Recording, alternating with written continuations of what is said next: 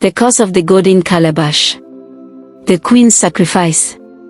The wind howled through the ancient trees of Abu, carrying whispers of a forgotten past.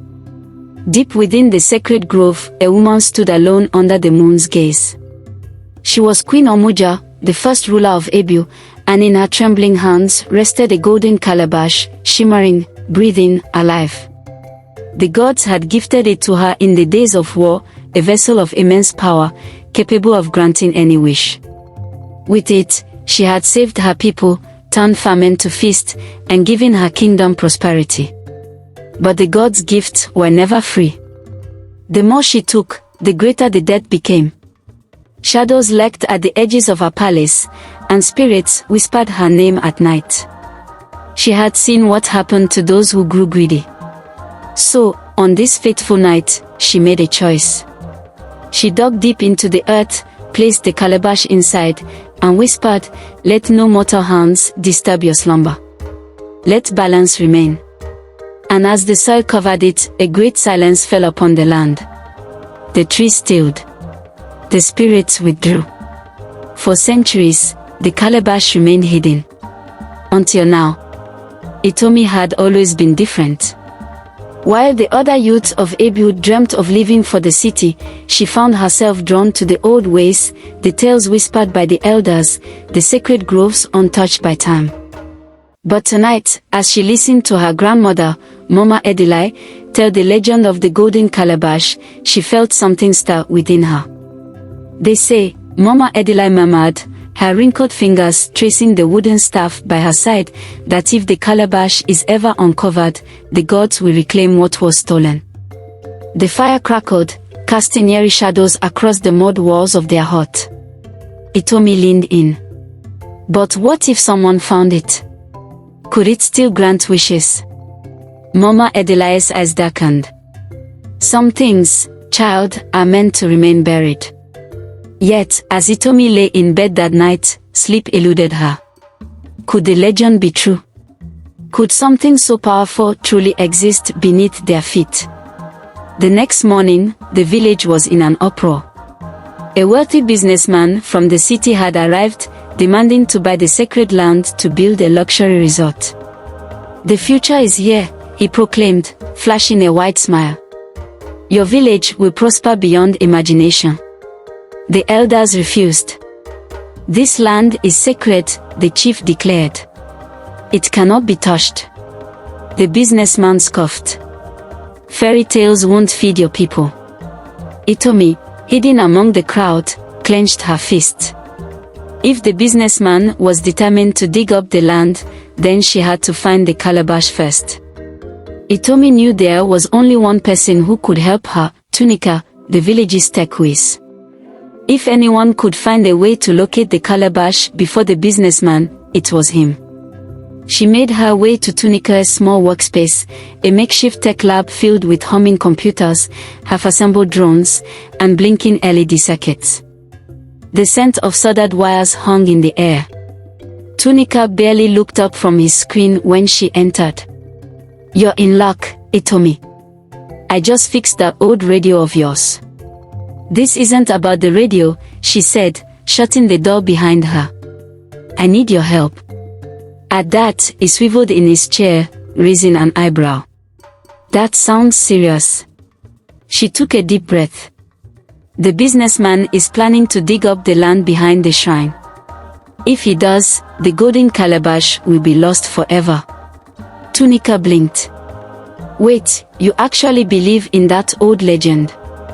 "I know it's real," she insisted. "My grandmother told me everything. The calabash is hidden beneath the shrine, but I don't know the exact location. You can help me find it before they do." Tunika leaned back, rubbing his chin. "So, you want me to what?" "Hack into the businessman's plans. Scan the land with my drone." "Yes." Itomi's eyes lit up. "You have all this tech, there has to be a way to track disturbances underground, right?" Tunika let out a low whistle. "That's actually possible. I have an infrared scanner that detects changes in soil density. If the calabash is buried, we might be able to pinpoint its location. Itomi grabbed his arm. Then we don't have time to waste. Tunika exhaled, shaking his head with a smirk. You always drag me into crazy things. Fine. Meet me at the shrine before dawn. If we are doing this, we do it my way, with precision. A determined smile spread across Itomi's face. The race had begun. Tunika, her childhood friend, was a skeptic. He believed in technology, not spirits. You're chasing shadows, Itomi, he said as they trekked into the forbidden forest. Then why are you here? She shot back. He shrugged. Someone has to make sure you don't get eaten by a ghost. They followed an old map Mama Edelai had once sketched into the dirt, their flashlight beams cutting through the darkness. Hours passed, and just as Tunika was about to give up, Itomi stopped. Before them stood an ancient shrine, overgrown with vines. At its center, half buried in the earth, lay something glowing. The calabash. Her heart pounded. She reached out, brushing off the dirt, and as her fingers made contact, a pulse of energy surged through her. The trees shuddered. The wind roared. A voice, deep and ancient, echoed through the forest. You have awakened what was meant to sleep. At first, nothing happened. They returned to the village, hiding the calabash beneath Itomi's bed. But the next morning, the river had turned black. The crops wilted overnight. People fell ill with fevers that no medicine could cure. The villagers whispered. A curse. Then, the businessman returned. He stepped onto the sacred land, ready to sign the papers. But the moment his foot touched the soil, the earth cracked beneath him. He screamed as he was swallowed whole, his final cry lost to the wind. The village was in chaos. Mama Edelai stormed into Itomi's hut, her face lined with fury. What have you done? Itomi, trembling, pulled out the calabash. I only wanted to protect the village. Mama Edelai's expression turned grave. The calabash does not grant wishes, child. It takes. That night, Itomi dreamed of a woman cloaked in gold, standing at the edge of the river. Her eyes were filled with sorrow. Return it, or lose everything. She awoke with a gasp. Desperate, she and Tunika sought the village oracle, an enigmatic woman who lived between tradition and modernity. The calabash must be returned to its resting place, she said, but a debt must be paid. What kind of debt? Itomi asked. The oracle's gaze darkened. Blood.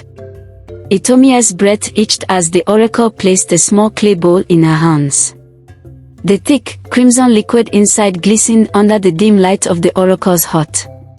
A metallic scent filled the air, making her stomach churn. Her fingers trembled as she struggled to keep her grip on the bowl. This wasn't just a legend anymore, this was real. The weight of the calabash's curse pressed down on her chest like an unseen force, suffocating and inescapable. She staggered back, nearly dropping the bowl. No. I can't do this, she whispered, her voice barely audible. The sight of blood made her dizzy. It was one thing to chase a myth, but this was something far darker. She turned to Tunika, her wide eyes silently pleading with him. You should stay back. This is my burden to bear, not yours. But Tunika shook his head, his expression firm. We started this together, Itomi. We finish it together. He stepped forward, steadying her shaking hands. I don't believe in curses, but I do believe in you. If this is what needs to be done, then we do it, together. His grip was warm, grounding her. With a deep, shuddering breath, Itomi nodded. The path ahead was uncertain, but at least she wasn't walking it alone. With the cursed calabash in hand, Itomi and Tunika journeyed back into the forest. But they were not alone. The rival treasure hunter, a bitter man named Ojomiba, had followed them. That calabash belongs to me, he sneered. Give it to me, and I'll make you rich. Itomi shook her head. You don't understand what it can do.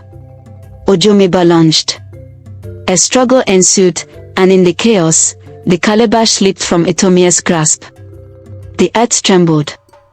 A dark figure rose from the shadows, a guardian spirit, its form shifting between man and beast. Who dares disturb the balance?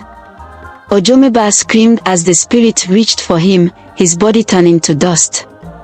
Itomi, tears streaming, knelt before the spirit. Please. I just wanted to save my people.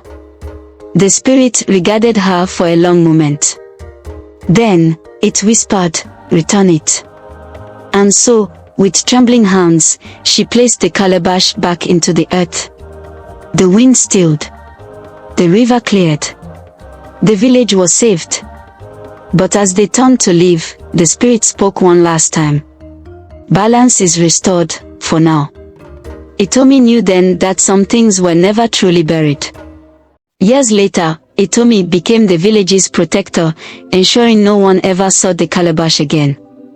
But sometimes, when the wind whispered through the trees, she could still hear the voice. Waiting. Watching. For the next soul foolish enough to disturb the balance.